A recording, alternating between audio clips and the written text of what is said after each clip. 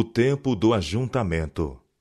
No dia 23 de setembro, o Senhor mostrou-me que ele havia estendido a sua mão pela segunda vez para reaver o remanescente do seu povo, e que se deviam fazer esforços redobrados neste tempo do ajuntamento.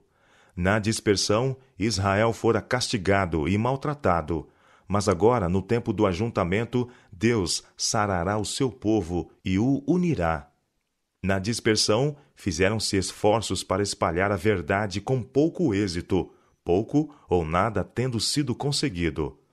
Mas no ajuntamento, quando Deus colocou sua mão para readquirir o seu povo, esforços para disseminar a verdade terão o seu esperado efeito. Todos devem estar unidos e cheios de zelo na obra. Vi que era errado se referirem alguns à dispersão, daí tirando exemplos para nos governar no ajuntamento. Pois se Deus não fizesse mais por nós agora do que fez então, Israel jamais seria ajuntado. Tenho visto que o diagrama de 1843 foi dirigido pela mão do Senhor, e que ele não deve ser alterado, que as figuras eram o que ele desejava que fossem, e que sua mão estava presente, e ocultou um engano em alguma figuração, de maneira que ninguém pudesse vê-lo, até que sua mão fosse removida. Vi então, em relação ao contínuo, que a palavra sacrifício foi suprida pela sabedoria humana, e não pertence ao texto, e que o Senhor deu a visão correta àqueles a quem deu o clamor da hora do juízo. Quando houve união, antes de 1844, quase todos eram unânimes quanto à maneira correta de se entender o contínuo, mas, na confusão desde 1844, outras opiniões têm sido abrigadas, seguindo-se trevas e confusão. O tempo não tem sido um teste desde 1844, e nunca mais o será. O Senhor me tem mostrado que a mensagem do terceiro anjo deve ir e ser proclamada aos dispersos filhos do Senhor, mas não deve estar na dependência do tempo.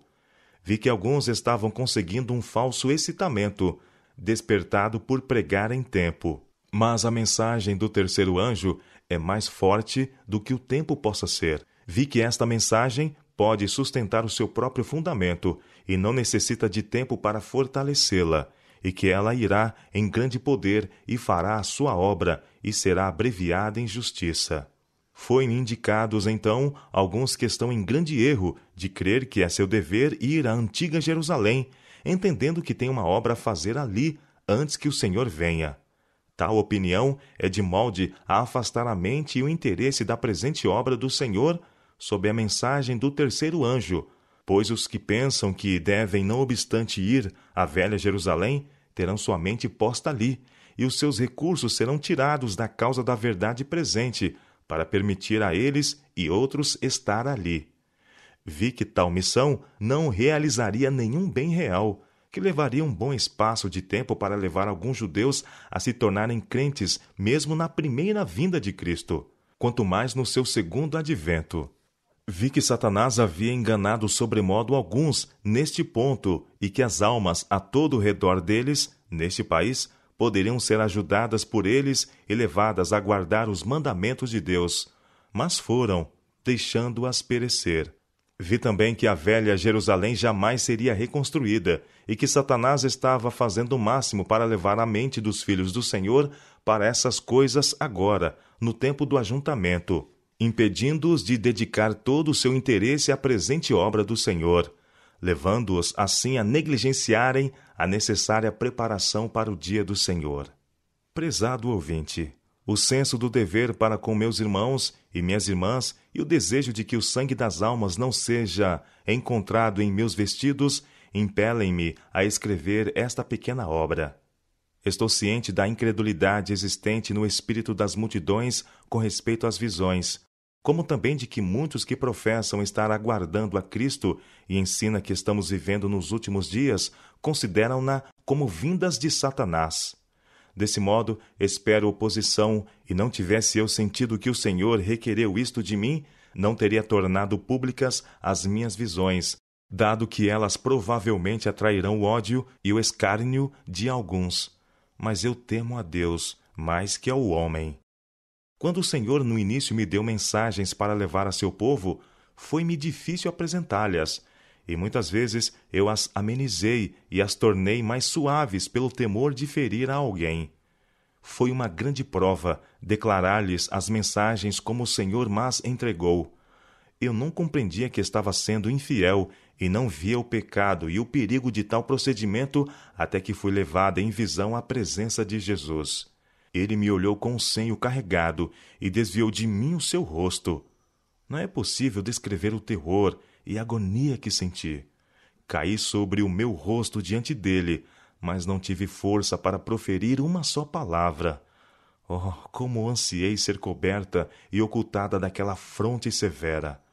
Pude então compreender um pouco de como se sentirão os perdidos ao clamarem aos montes e às rochas: caí sobre nós e escondei-nos da face daquele que se assenta no trono e da ira do Cordeiro.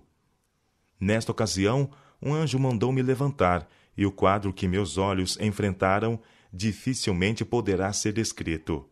Um grupo foi apresentado diante de mim, cujos cabelos e vestes estavam em desalinho e rasgados, e cujos rostos eram o quadro do desespero e do horror. Eles se aproximaram de mim, tiraram as suas vestes e as esfregaram nas minhas. Olhei as minhas vestes e vi que estavam manchadas de sangue, e esse sangue abria nelas buracos. De novo caí como morta aos pés do meu anjo assistente. Ele não podia articular nenhuma escusa. Minha língua recusava toda a palavra, e eu desejei ser afastada de tão santo lugar. De novo, o anjo ergueu-me e disse: Este não é o teu caso agora, mas esta cena foi apresentada diante de ti, para que saibais qual será a tua situação se negligenciares declarar aos outros o que o Senhor te tem revelado. Mas, se fores fiel até o fim, comerás da árvore da vida e beberás do rio da água da vida. Terás que sofrer muito, mas a graça de Deus é suficiente. Senti-me então disposta a fazer tudo o que o Senhor requeresse de mim, a fim de ter a sua aprovação e não experimentar o seu senho severo. Frequentemente tenho sido falsamente acusada de ensinar pontos de vista peculiares ao Espiritismo. Mas antes que o redator do The Star incorresse nesse engano, o Senhor me deu uma visão dos tristes e desoladores efeitos que se produziriam sobre o rebanho, pelo fato de ele e outros ensinarem ideias espíritas. Tenho visto muitas vezes o amorável Jesus, que é uma pessoa. Perguntei-lhe se seu pai era uma pessoa e tinha a mesma forma que ele. Disse Jesus: Eu sou a expressa imagem da pessoa de meu pai. Tenho muitas vezes visto que o ponto de vista do Espiritismo afasta toda a glória do céu, e que em muitas mentes o trono de Davi e a amorável pessoa de Jesus têm sido queimados no fogo do Espiritismo. Tenho visto que alguns que têm sido enganados e conduzidos a este erro serão levados para a luz da verdade, mas ser-lhes-á quase impossível se libertarem inteiramente do poder enganador do Espiritismo.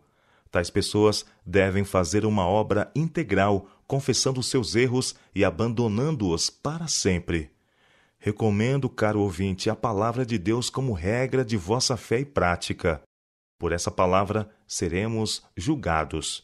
Nela, Deus prometeu dar visões nos últimos dias, não para uma nova regra de fé, mas para conforto do seu povo e para corrigir os que se desviam da verdade bíblica. Assim tratou Deus com Pedro, quando estava para enviá-lo a pregar aos gentios. Aqueles que puderem fazer circular esta pequena obra, eu diria que ela se destina apenas aos sinceros e não aos que ridicularizariam as coisas do Espírito de Deus.